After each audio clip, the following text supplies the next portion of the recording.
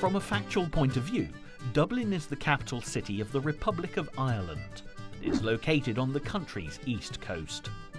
It looks out to the Irish Sea and has a river running directly through it called the Liffey.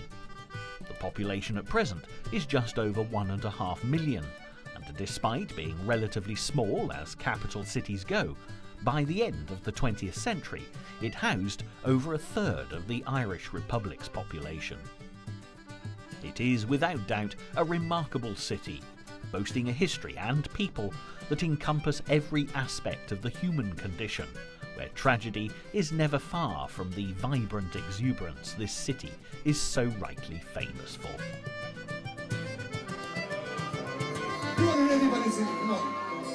Ring a rosy, and as the light declined, I remember Dublin city. But before we begin, this is nonetheless the time to put aside any preconceived ideas about Dublin, because there's nothing stereotypical about the Irish Republic's capital city. True, there are plenty of places you can visit steeped in Celtic charm, with the strains of traditional music accompanying the flying feet of Irish dancers, but there's much more besides.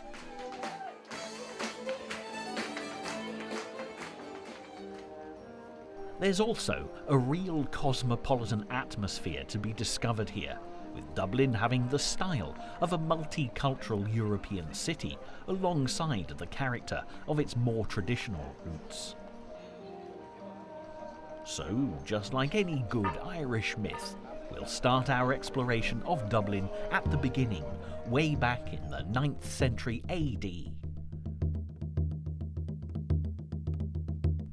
At this time in history, there were already Celtic people living around the Bay of Dublin, when St. Patrick had started converting the population to Christianity, and certain groups of monks had learnt the art of brewing and distilling. However, apart from the few tribes who'd set up home along the banks of the Liffey, there was little else recorded of any note.